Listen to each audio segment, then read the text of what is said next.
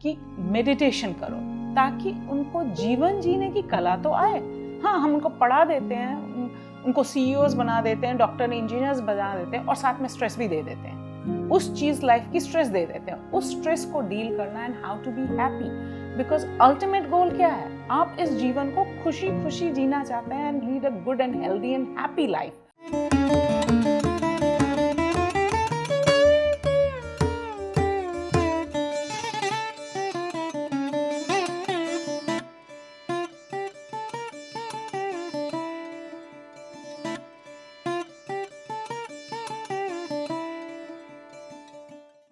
प्रणाम, मैं माँ शक्ति काठमांडू नेपाल से हूँ। तो जन्मी मैं इंडिया में कश्मीर प्रांत में, पर मेरी शादी हुई है नेपाल में, तो मैं दोनों देशों से बिलोंग करती हूँ। मेरा ओशो से जुड़ना हुआ शादी के बाद। मेरे बच्चे छोटे थे, 4 साल के या 2 साल की बेटी थी, 4 साल का बेटा था।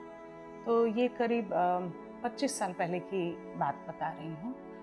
और तब मेरे को किसी ने, मैं एक दौर से गुजर रही थी। मैं बिज़नेस करती हूँ, हम अपना स्कूल चलाते हैं, तो अपना बिज़नेस चलाना स्कूल में बहुत स्ट्रेसफुल रहता है। तो एज अ प्रिंसिपल मैं अपना ही स्कूल देख रही थी और कहीं पर हमने वॉशरूम्स कंस्ट्रक्ट किए थे, तो वो नेबर्स ने कोर्ट केस किया। तो एक स्वामी जी थे, उन्होंने मेरे को हेल्प कर रहे थे उसमें, तो उन्होंने मुझे ये किताब दी और कहा ये पढ़ लो, और वो मेरा केस देख रहे थे। तो मैंने जब ओशो की किताब देखी तो मुझे ऐसा लगा, थोड़ा सा ओशो का नेगेटिव रूप सुना था, तो मुझे ऐसा लगा अब यही एक बदनामी बाकी है और लेडीज़ को तो वो भी देखना पड़ता है वो एस्पेक्ट।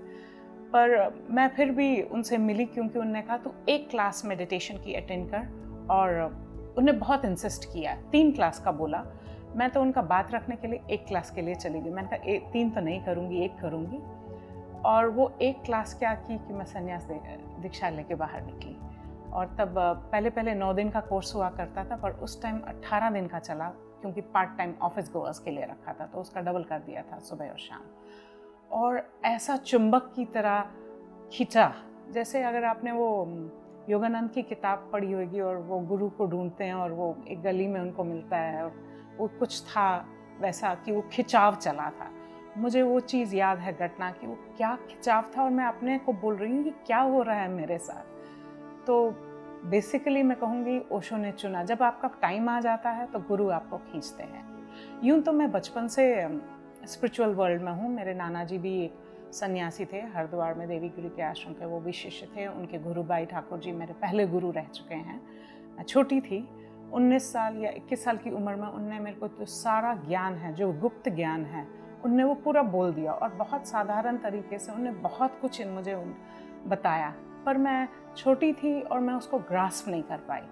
और उनने तब बोला था कि कुछ लोग ऐसे होते हैं ना, आगे प्रेडिक्ट कर पाते हैं। उन्होंने कहा था तेरे आगे गुरु हैं, वो तेरे को ले जाएंगे। तो शायद वो कहीं दूरदृष्टि से देख पाए थे, और मेरी यात्रा हुई।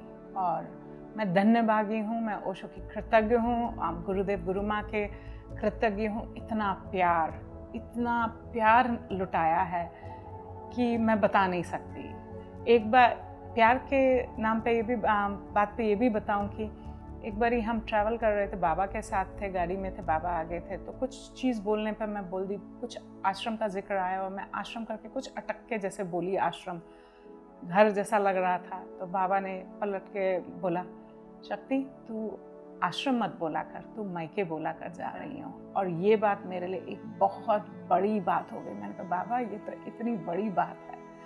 तो हम जब यहाँ आते हैं या मैं आती हूँ, तो मैं आश्रम नहीं आती, मैं मायके आती हूँ। मायके भी बोलना एक हल्कापन है। मैं गुरु के पास आती हूँ, मैं माँ के पास आती हूँ।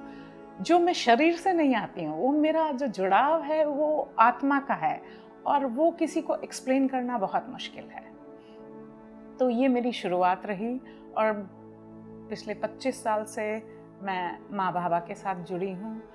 और मेरा जीवन जो जैसे सबों का होता है, बिजनेस कर रहे हैं, एज ए प्रिंसिपल हैं, पढ़े लिखे थे, and you go through ups and downs in life, like major ups and downs. जब आप बिजनेस हैंडल करते हैं and you are handling like around 100 staff and 12th तक स्कूल है, you have 800 kids, like I have seen it all. Financially God has given me so much, मतलब जितना शायद मैं अपने से मांगती उससे कहीं ज़्यादा मेरे को ओशो ने दिया है। 2 ब्यूटीफुल बच्चे हैं, बेटा MBBS हो गया, बेटी MBBS होने वाली है, फाइनेंशियली साउंड, पूरी दुनिया घूमी हूँ मैं। सो दैट वे परिपक्व, उस हिसाब से संसारी रूप से I was very comfortable. But एक मन में एक कहीं एक खालीपन बोलें, कुछ एक चीज था, इतना होते हुए भी मेरे पास कुछ एक मन में एक खालीपन है जो भरता नहीं है। वो भरने की तलाश में थे, उसको आप खुशी बोलिए, प्यार बोलिए, वो कहीं एक कुआं था, एक ऐसी जगह थी जो भर नहीं पा रही थी। तो या तो ये गुरु की तलाश थी, क्योंकि बचपन से मैं स्पिरिचुअल रही हूँ और स्पिरिचुअलिटी में मैं उठना बैठना है मेरे नाना जी की तरफ से रहा। तो वो एक परमात्मा को खोजने की बचपन में भी चाह थी, ये क्या खोजते हैं कि मैं भी खोजूं। तो उस सिलसिले में जब यहाँ आई तो वो भरापन मेरे को महसूस हुआ, और परमात्मा की ओर जाना, तो हम खोजते तो अपने को हैं, पर अपना कहीं मिलता नहीं है, वो फिर परमात्मा ही मिल जाता है। पर हाँ, शुरुआत वैसे करते हैं। और लाइफ का जो क्वालिटी है वो एकदम अचानक बदल गई। करने को तो हम वही कर रहे हैं, खा रहे हैं, पी रहे हैं, जॉब कर रहे हैं, घूम रहे हैं, जो भी कर रहे हैं, पर जो एक क्वालिटी है, वो इंटेंसिटी है, वो बदल जाती है। और लोग देखने से लगता है कि ये तो वही है, ये तो वैसी ही शक्ति है, शक्ल सूरत वही है, तो क्या बदला। तो उन लोगों को एक्सप्लेन करना बहुत मुश्किल होता है कि क्या बदला। जब आप इसमें आएंगे, डूबेंगे और इसका मजा चखेंगे, तब आपको पता चलेगा क्या बदला।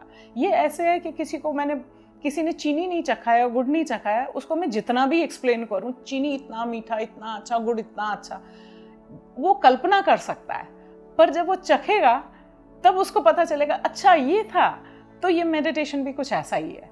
तो जब हमने चखा इस मेडिटेशन को, तो जो लाइफ की क्वालिटी है, जैसे वो शक्कर और गुड़ चाय को मीठा बना देता है, उसका टेस्ट कितना अच्छा हो जाता है, वैसे ही मेडिटेशन लाइफ का टेस्ट चेंज कर देती है। And life become so blissful and happy and you feel on top of the world. मैं यहाँ आती हूँ, मेरे को ऐसा लगता है मैं I am on top of the world, मैं उड़ रही हूँ। यहाँ के आने से ही, इस आश्रम में आने से, दरवाजे के अंदर घुसने से ही मुझे ऐसा महसूस होता है। यहाँ की एनर्जी, यहाँ का प्यार, यहाँ का वातावरण, गुरुदेव और गुरु माँ का प्यार और उनके साथ ध्यान करने का जो अवसर मिलता है, वो आपको अपलिफ्ट करता है, बाहर से नहीं, अंदर से। एंड तब आपको इसका मज़ा पता चलता है कि ध्यान क्या चीज़ है और क्यों चाहिए। मैं तो बोलूँगी एज अ मदर, मैंने अपने बच्चों को भी इंट्रोड्यूस किया, हाँ, और मैं बोलूँगी ये एक ज़रूरी चीज़ है। हम किताबों में, एज बीइंग अ प्रिंसिपल, मैंने स्कूल में बच्चों को किताबें पढ़ाते हैं, सब्जेक्ट्स पढ़ाते हैं, मैथ, साइंस, सब कुछ पढ़ाते हैं, but we don't introduce them how to live life, जो एक इम्पॉर्टेंट एस्पेक्ट है जीवन का, हम ये नहीं पढ़ाते। और आजकल अब इंट्रोड्यूस हो रहा है, हमारे स्कूल में भी हुआ कि मेडिटेशन करो, ताकि उनको जीवन जीने की कला तो आए। हाँ, हम उनको पढ़ा देते हैं, उनको CEOs बना देते हैं, डॉक्टर इंजीनियर्स बना देते हैं, और साथ में स्ट्रेस भी दे देते हैं। उस चीज़, लाइफ की स्ट्रेस दे देते हैं। उस स्ट्रेस को डील करना and how to be happy, because ultimate goal क्या है? आप इस जीवन को खुशी खुशी जीना चाहते हैं and lead a good and healthy and happy life.